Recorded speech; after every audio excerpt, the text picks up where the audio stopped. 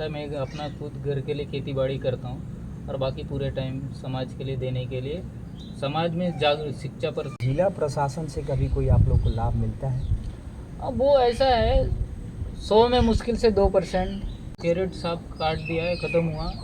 हमारा कागज़ जाता है कि नहीं ये तो हमको नहीं मालूम। इस गांव के जो गरीब बच्चा है वहाँ तक पहुँच ही नहीं पा रहा है।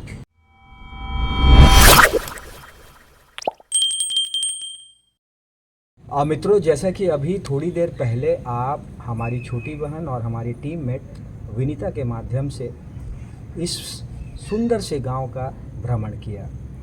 गांव की छोटी बड़ी चीज़ों को भी हम लोगों ने दिखाने का प्रयास किया और हमारे साथ में जो एक ऊर्जावान युवा आप देख रहे थे, वह युवा हमारे साथ बैठा हुआ है। उसी युवा का यह गांव है और इस गांव में जो भी चीज़ें देखकर यह युवा पला है, बढ़ा है और आज क्या कर रहा है, क्यों कर रहा है, ये सारी चीज़ें आज हम अपने इस युवा के माध्यम से ही जानने का प्रयास करेंगे और आप तक रखना और आप सभी को जागरूक भी करना, ये हमारा एक लक्ष्य है। तो अभी हम अपने वार्तालाप को प्रारंभ करते हैं। भैया, आपका क्या नाम है? मेरा नाम छतुराम वेक है और इस गांव का नाम है बड़े पनेड़ा और विकासखंड गिदम, जिला दंतेवाड़ा। ये अपने जिला मुख्यालय से इस गांव की दूरी कितनी होगी? 12 किलोमीटर है 12 किलोमीटर। और गिदम से दंतेवाड़ा वो 11-12 किलोमीटर है और वो यहाँ से 3 किलोमीटर है। पनेड़ा से गिदम 3 किलोमीटर है। अच्छा, चित्तू भैया, एक बात बताइए, जब हम गांव की आपकी जब हम लोग भ्रमण कर रहे थे तो हम लोगों ने कोई सड़क नहीं देखा। दूसरा, लगी हुई नदी है, उस नदी को भी हम लोगों ने देखा। इक्का दुक्का घर भी देखने को मिला और पूरा गांव में सन्नाटा पसरा हुआ था और जिनसे भी हम लोगों ने बात करी, घुमा फिरा के एक ही सा बात हम तक पहुंच रहा था कि सड़क की असुविधा की वजह से कई वर्षों से हम लोग बच्चों को स्कूल भी नहीं भेज पा रहे हैं। जब हम बीमार पड़ते हैं तो ले दे के कंधा में उठाकर हमें मुख्य सड़क तक जाना पड़ता है। ये सारी समस्याएं आपके गांव में हैं। इसके लिए कभी आपके सरपंच या फिर सचिव या प्रशासन को आप जैसे युवा कभी अवगत कराएं आप लोग? हाँ, वो तो कई बार अपन उनको अवगत किए थे, जैसे कोई ग्राम सभा है या कोई जनप्रतिनिधि आए हैं, उस समय भी अवगत किए थे इस पारा की समस्या को लेकर। लेकिन इस पारा में वही है कि हम तो दिए तो हैं लेकिन सुनवाई क्यों नहीं होता है या आगे तक हमारा कागज़ जाता है कि नहीं ये तो हमको नहीं मालूम। लेकिन हमने तो प्रयास किया है। लेकिन इस इधर की समस्या में ये है, मैंने देखा क्योंकि मैं भी इसी मोहल्ले में रहकर पढ़ा हूँ, तो मेरे को तो ये मालूम है कि आज क्या और पहले तो मैं जब अभी 25 साल का हो गया तो 25 साल पहले तो और भी कठिन स्थिति था। अच्छा भैया, आपने पढ़ाई कितना तक करा है? अभी तो एमए हो गया है। अच्छा, एमए कर लिए हैं, ये बहुत जी। बड़ी बात है। और दोस्तों, ये बहुत बड़ी बात है। गिने चुने ऐसे चेहरे हमें बस्तर के अंदरूनी क्षेत्र में देखने को मिलते हैं कि बच्चे इतने पढ़े हैं।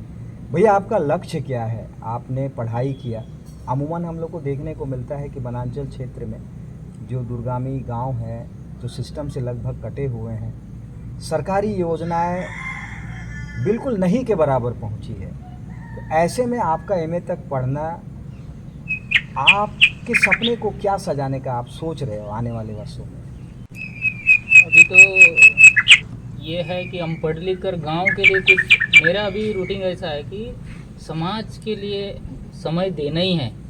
बाकी कुछ थोड़ा समय बचता है मैं अपना खुद घर के लिए खेती बाड़ी करता हूँ और बाकी पूरे टाइम समाज के लिए देने के लिए समाज में शिक्षा पर जागरूकता या स्वास्थ्य के संबंधित में जागरूकता, नशा मुक्ति, ऐसे पारे में या दूसरे गांव में जाकर हम लोग प्रचार प्रसार भी करते हैं, प्लस उसका स्वास्थ्य से संबंधित अपन कई सारे काम भी करते हैं। अच्छा, स्वास्थ्य की आपने बात करी। आपके इस बड़े पनेड़ा जो आपका ग्राम पंचायत है, इसके तहत कितना पारा आता है? यहाँ बड़े पनेड़ा में अभी तो 12 पारा है और इसमें अभी 15 वार्ड है, मतलब वो ऐसा है। तो लगभग आबादी कितनी होगी? लगभग अभी आबादी तो यहाँ पर अभी 1400-1500 आबादी है, मतलब मतदाता। और पूरे अपन तो अभी 2000 लगभग हो। 2000। तो आपको क्या लगता है ये पूरे मूलभूत जो हमारा परिवार है, जो बता रहे हैं आप, जो कितना भी हमारा पंचायत के अंदर जो गांव आते हैं, उनकी सबसे बड़ी समस्या आपको क्या लगती है? सबसे बड़ी समस्या तो ये है कि आने जाने की रोड की सुविधाएं नहीं हैं। लगभग सभी पारों में ऐसा ही है, कहीं है तो कहीं नहीं है। तो कहीं बनी है तो थोड़े ऐसा ही मुरुम डाल के थोड़े बहुत ऐसा, पक्की तो ऐसी सीसी रोड वगैरह नहीं गई है। इसके अलावा कोई इसके अलावा वही है, शिक्षा का ऐसा है कि हमारे नज़दीक तो हमारा एजुकेशन सिटी तो बन गया। मतलब जामंगा सिटी की आप बात हाँ, कर रहे हो, अटल हाँ, बिहारी वाजपेयी जो जामंगा हाँ, सिटी बनी हुई है। हाँ, वहाँ तो ऐसा है कि जो इस ज़मीन, इस गांव के बड़े पनेड़ा के गांव के कुछ ऐसे गरीब बच्चे जो हैं उनको आरक्षित कुछ सीट दिया जाएगा, ऐसा आश्वासन दिए थे। जो इस गांव का ज़मीन गया, कुछ लोगों को मुआवजा भी कुछ मिले थे।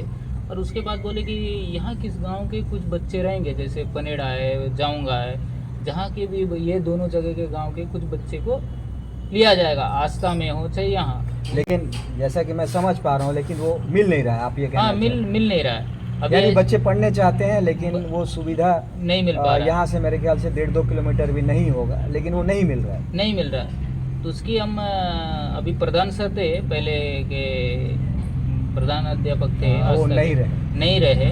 उस समय हमने जानकारी भी मांगा था कि आप हमारे बड़े पनेड़ा से कितने 2008 से आज तक हमारे कितने गरीब बच्चे आस्था में पढ़ रहे हैं, ऐसे शिक्षा से संबंधित भी हमने प्रश्न किए थे उनको, लेकिन उन्होंने जवाब देंगे करके ऐसा टाल दिए। उस बात पर भी हम, और आज भी हमको देखने को मिल रहा है, जो भी आस्था है या डीएवी है, डीएवी में तो चलो ठीक है, मिलता है थोड़े बहुत, हम घर से आना जाना कुछ न कुछ इधर उधर करके अपने को डिवीजन। लेकिन आस्था में ऐसा हो गया कि जो अनाथ बच्चा ही पढ़ पाएगा, और इस गांव के जो गरीब बच्चे हैं जिनको आस्था जैसा स्कूल का सुविधाएं मिलनी चाहिए, इस गांव के जो गरीब बच्चा है वहाँ तक पहुँच ही नहीं पा रहा है। अच्छा भैया, एक बात बताइए, गांव में और कोई प्राथमिक विद्यालय या फिर माध्यमिक विद्यालय है क्या? प्राथमिक विद्यालय तो है अभी, माध्यमिक और प्राथमिक तो है इधर बड़े पनेड़ा पटेल पारा में। अभी इस कल्लापारा में तो नहीं है। कितनी दूरी होगी? इसमें दूरी 1.5 से 2 किलोमीटर है।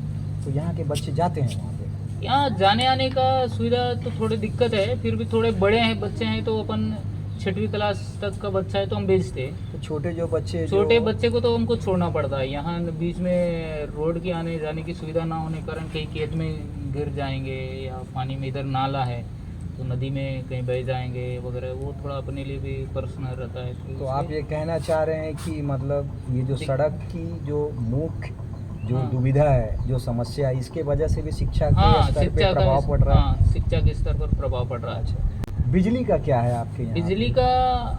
बिजली का समस्या तो ये है, इसमें सप्ताह में 4 दिन वहाँ तो बिजली ऑफिस वाले बोलते हैं लाइन चालू है, और यहाँ तो लाइट प्रत्यक्ष में रहती नहीं है।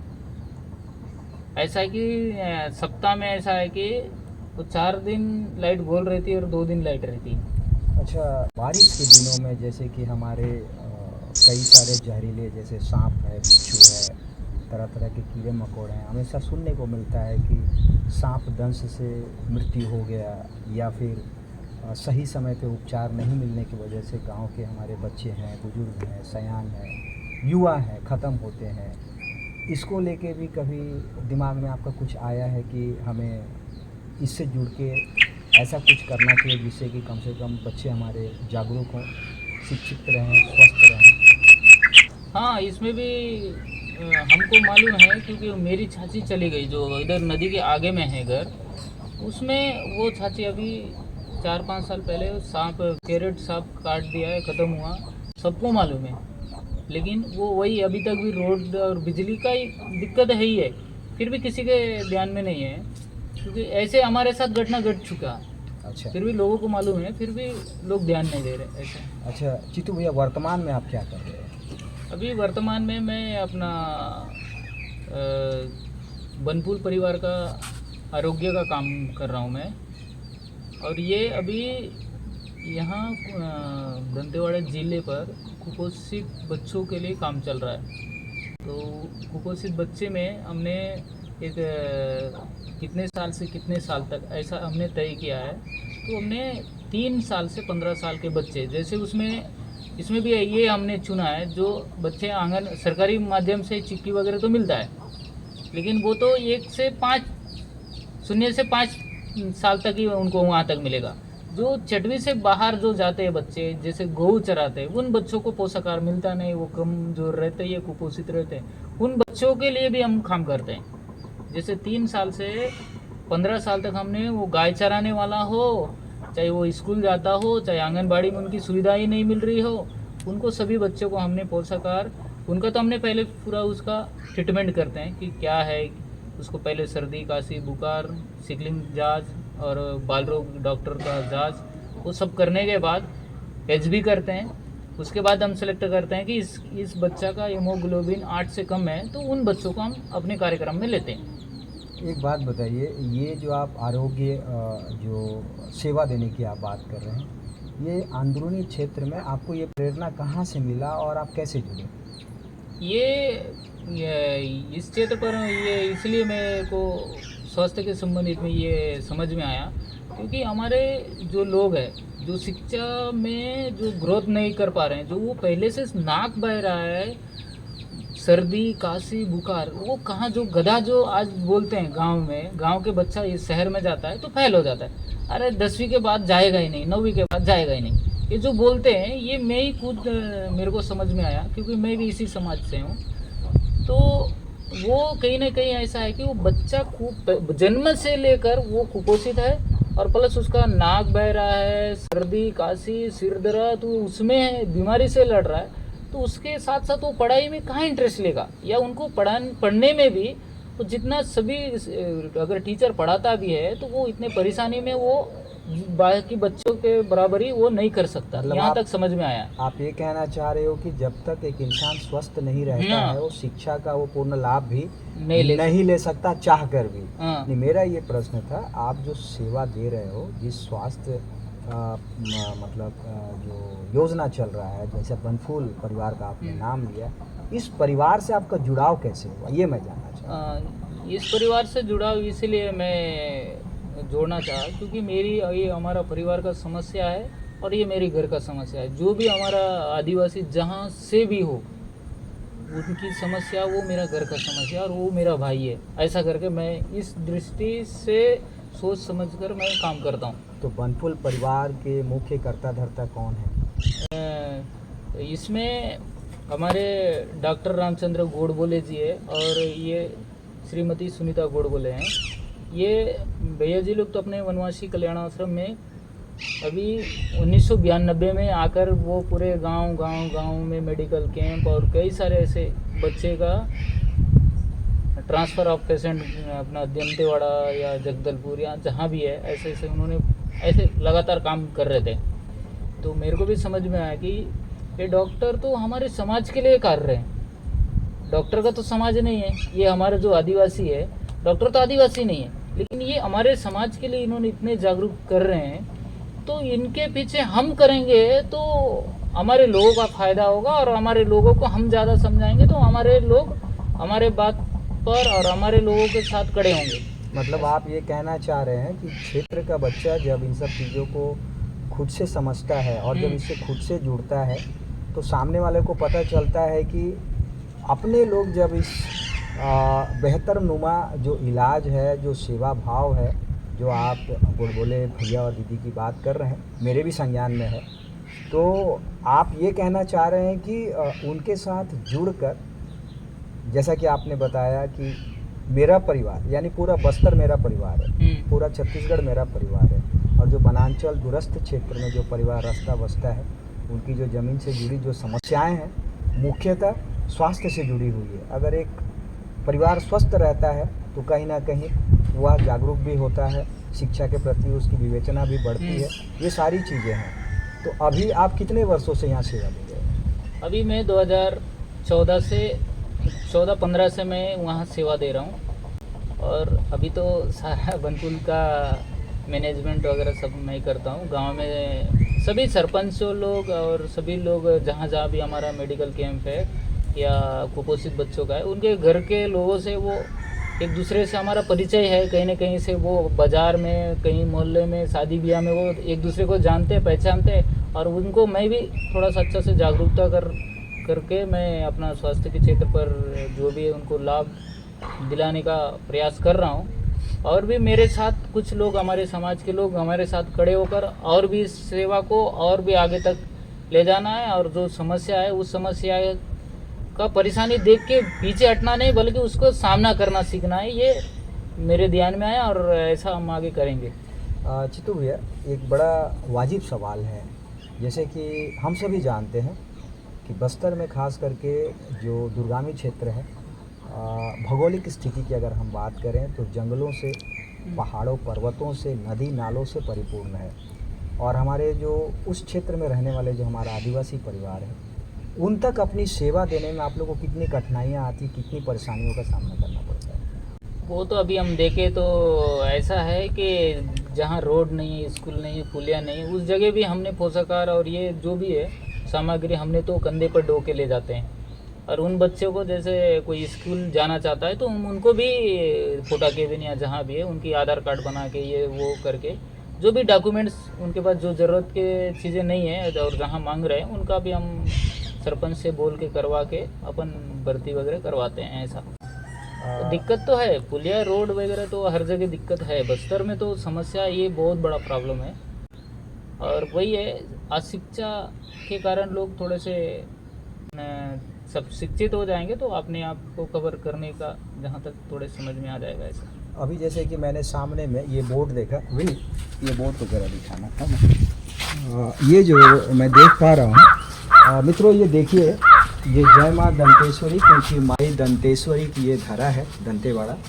पूज्य सदा प्रेमानंद जी, माता बाल आरोग्य केंद्र, बड़े पनेड़ा, गीदम, जिला दंतेवाड़ा।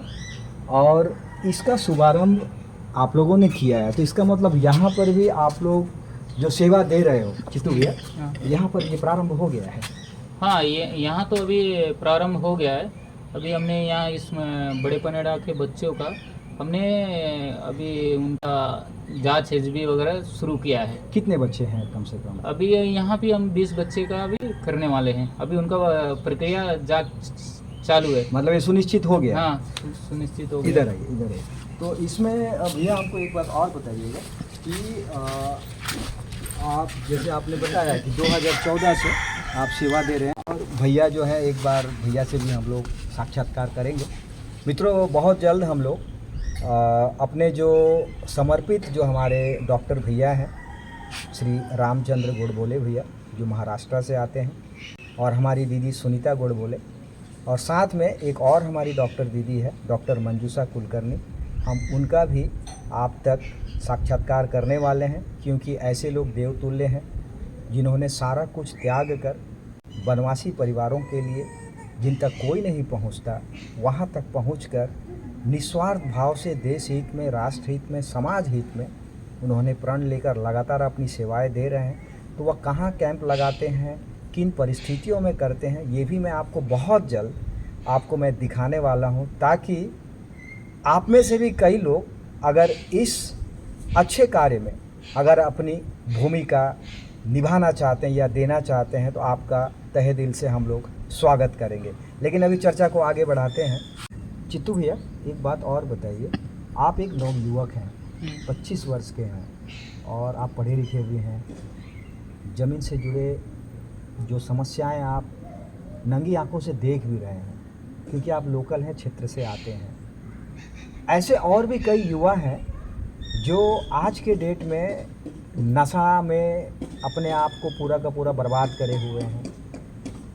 पढ़ाई की सुविधा सरकार के द्वारा, छात्रावास और बाकी सुविधाएं जो हमारे NMDC CSR फंडिंग के तहत उनको मिलता है, लेकिन उसका लाभ नहीं ले पा रहे हैं। ऐसे युवाओं के लिए आप कुछ बोलना चाहोगे?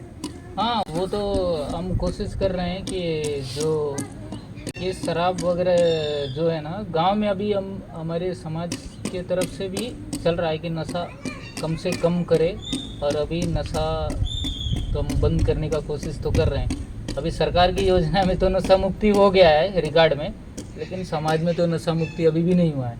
हमने कोशिश तो कर रहे हैं, क्योंकि जितने बस्ती के नज़दीक रहते हैं वो ऐसा है कि कोई गांजा पी रहा है, अलग अलग प्रकार का है, कोई टेबलेट कर रहा है वगैरह वगैरह, ऐसा तकलीफ तो बहुत ज़्यादा है। नहीं, उनको आप क्या संदेश देना नहीं, चाहोगे? उनको भी हम जागरूकता का काम हम कर रहे हैं।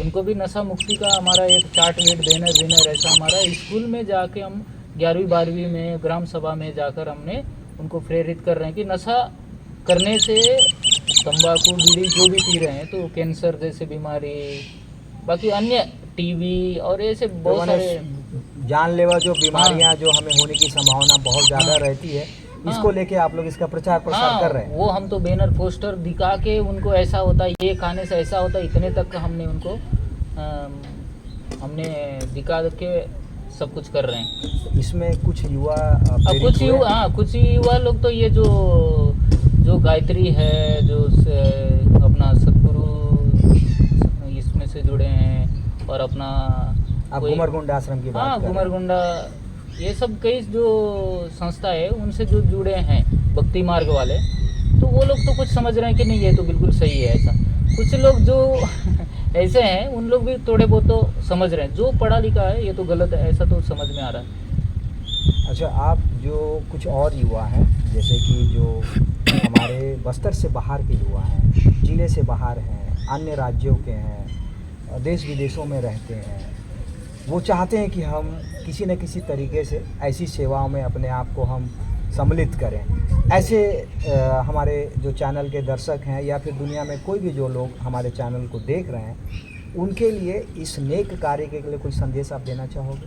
बिल्कुल, हम तो ये चाहते हैं, ऐसा अभी डॉक्टर भैया 2 आए तो ऐसे तो 1000 लोग आना चाहिए और इधर के लोगों का पूरा कल्याण, बस्तर का पूरा कल्याण होना चाहिए, हमारा तो ये है।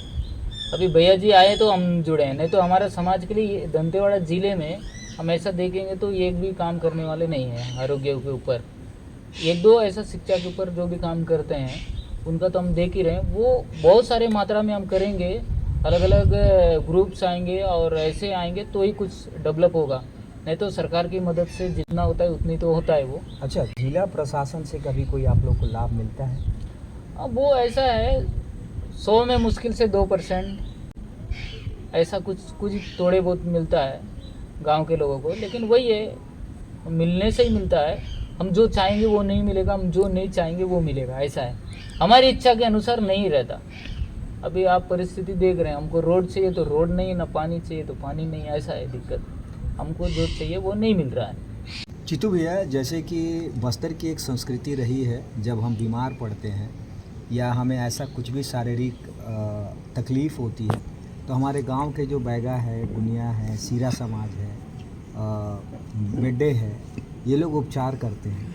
लेकिन अभी के परिस्थिति में आप भी जानते हैं, इसके साथ साथ जो सरकारी जो या फिर हमारे जो डॉक्टर लोग हैं जो एलोपैथी से आते हैं या होम्योपैथी से आते हैं, उन तक भी ले जाना बहुत ज़रूरी होता है जीवन को जीवन दान देने के लिए। इसमें आप क्या कहना चाहोगे और समाज को क्या संदेश देना चाहोगे? ये तो अभी हम लोग इतने दिन से जो पहले चल रहा था, अभी तो हमको समझ में आया है कि मलेरिया पॉजिटिव रहने के बाद भी गुनिया नहीं बता सकता है। ये हम जो शिक्षित होने के बाद समझ में आ रहा है। अब पहले जो चल रहा था, जैसे कोई भी सिर दर्द भी हो गया, ऐसी सिर दर्द है, ऐसा कोई दूसरा जड़ी बूटी खा लिए सिर दर्द हो रहा है तो ऐसा तो चलते आ ही रहा था, अभी भी चल रहा है, यहीं भी थोड़े चलता ही है। अभी थोड़े हम शहर के नज़दीक है, इसी कारण थोड़ा हम लोग और पढ़े लिखे होना इसलिए ज़रूरी, मैं जहाँ तक समझता हूँ, क्योंकि सिर दर्द हो गया मतलब मलेरिया है, ठंड और सिर दर्द है तो मलेरिया है। अगर मैं पढ़ा लिखा नहीं होता तो मैं सिर दर्द और ठंड लग रहा है मतलब नहीं, कुछ बाहर से कुछ ऐसा हुआ होगा, हम गुनिया के पास हाथ छुआने जाता, ऐसा उस मानसिकता पर रहते हैं। नहीं तो अभी आप हमारे जो सीरा दादा हैं, गुनिया दादा हैं, जो मैं कहना चाह रहा था कि हमारी संस्कृति भी बची रहे, हम वहाँ भी दिखाएं और साथ में अपने डॉक्टर भैया लोगों तक भी मरीज को समय के अनुसार सही समय पे हम पहुँचाएं ताकि जीवन को बचाया जा सके। इस पे आप कुछ 2 शब्द बोलिए। नहीं, इसमें हम लोग वही है कि दोनों जगह तो हम लोग अभी प्रयास कर रहे हैं, क्योंकि पहले तो यहाँ नज़दीक गुनिया होता है, इसी कारण उनको हम तुरंत हाथ छुआ देते हैं कि कोई रात बेरा में अगर कोई सांप काटा या कुछ काटा या ऐसा, वो तो हम वो तांत्रिक मंत्रिक में इसलिए विश्वास करते क्योंकि हमारे उपाय तो तुरंत कुछ भी नहीं है, प्राथमिक उपचार बोले तो वो है। फिर हमको जहाँ तक समझ में आ जाता है कि नहीं गुनिया से कुछ नहीं होने वाला है, तो फिर प्राथमिक उप स्वास्थ्य केंद्र की ओर आगे दुनिया समाज को कुछ बोलो ना, आप 2 शब्द। समाज को मैं ये जागरूक करना चाहता हूँ, जो भी है पुराने ज़माने से जो भी हमारा प्रकृति का जो पूजा करते हैं, गुनिया के माध्यम से पूजा करते हैं, जो भी देव दामी जो भी है वो तो करते आ रहे हैं और हम उसको भी करेंगे। लेकिन इतना है जैसे स्वास्थ्य से संबंधित में भी वो ये गुनिया करता है, तो वो भी उसका भी करेंगे और हम हॉस्पिटल की और उधर भी हम मतलब जो भी पेशेंट का स्थिति तो देखकर हम दोनों का उपचार करेंगे। हम ये गुनिया लोगों को भी हम प्रेरित कर रहे हैं कि आपसे नहीं बन पा रहा है तो आप तुरंत बताइए कि इनको हॉस्पिटल ले जाइए, ऐसा। इसीलिए हम जागरूकता उनको भी हम कर रहे हैं। नहीं तो पहले ऐसा होता था कि नहीं मैं ही ठीक करूँगा, अपने जिद पर कई लोगों की मृत्यु हो जाती थी। अभी हम धीरे धीरे उनको भी हम बोलते हैं कि आपसे नहीं हो रहा है तो आप तुरंत बताइए कि हम जिस किसी माध्यम में भी हॉस्पिटल ले जाएंगे, ऐसा। जीतू भैया, आपका बहुत बहुत धन्यवाद कि आपने अपनी बात को, अपनी लक्ष्य को, अपने गांव की समस्याओं को बड़े बेबाकी से रखा। जल के लिए जैसा कि अभी देख रहे थे हम लोग, जो जल की एक समस्या भी हमें दिख रही है। जैसा आपने बताया था जब हम लोग भ्रमण कर रहे थे कि जब गर्मी के समय में चूहा का पानी नदी के किनारे गड्ढा खोद के, जो अमूमन बस्तर में होता है, वो करते हैं। तो यहाँ पर अभी नल जल योजना का जो टैंक हमको दिखा आगे में, तो उससे पानी प्रॉपर आप लोग के हर पारा तक जाता है क्या? नहीं, वो तो ऐसा है कि कल्लापारा में हमारे यहाँ तक तो जो जिस मोहल्ले में रहते हैं उसमें तो नल जल योजना तो मिली नहीं है। वो ना अभी पाइप भी नहीं बिछाए, लेकिन वो हमारे शायद वो हमको नहीं मिलेगा। तो स्रोत क्या है आपका? दूसरा स्रोत क्या है वर्तमान में? वर्तमान में अपना ऐसा है कि आप देखे हैं नदी में आज जो तो लाल जो पानी बह रहा है, लाल पानी है, उसी को हमने चूहा बनाकर उसी में से ही पीने का है। वही पीते हैं और वही बर्तन साफ करने का, वही नहाने का, ऐसा है वो हमारा। इसका मतलब जैसा कि आप जो काम कर रहे हैं अपने स्वास्थ्य को लेकर, तो एक जल भी बहुत बड़ा कारण होता है किसी भी रोग को पनपने में, खास करके कुपोषण की अगर हम बात करें। साइंटिफिक भाषा में हमारे डॉक्टर साहब लोग बहुत बढ़िया से इसका विवेचना कर सकते हैं। तो जल के लिए कभी भी आप लोग की विभाग में कभी जाके आप लोगों ने कुछ बोला है? वो कई बार बोला हूँ मैं, और उनसे हमारा संपर्क भी रहता है। वो दिलीप शर्मा करके हैं यहाँ गिदम के, वो मदद तो करते हैं, लेकिन वो भी ऐसा ही अर्जी दे दो ऐसा करके उन्होंने भी 2-3 बार प्रयास बोरिंग वोरिंग कहीं नहीं बैठा है? बोरिंग बिठाने के बाद भी वो रिपेयर करने वाले नहीं है। या तो बोरिंग हर मोहल्ले में तो ऐसा है कि आधा ज़्यादा तो नदी है, तो 1-2 बार अर्जी करके देखते हैं गांव वाले, फिर वो समय पे नहीं मिल पाता है, तो फिर वही नदी से ही जो परंपरा पहले से जो चलते आ रहा है वो आज भी ऐसा ही चल रहा है। वो तो आपको देखने को भी मिलता है। दोस्तों, एक छोटा सा संवाद, लेकिन ज़मीन से जुड़े ये ज्वलंत मुद्दे हमेशा से हमारे इर्द गिर्द घूमती रहती है, लेकिन इसका संज्ञान लेने वाला कोई इसलिए नहीं है कि कोई भी अपनी जिम्मेदारी और जवाबदेही को सही तरीके से सुनिश्चित नहीं करता है।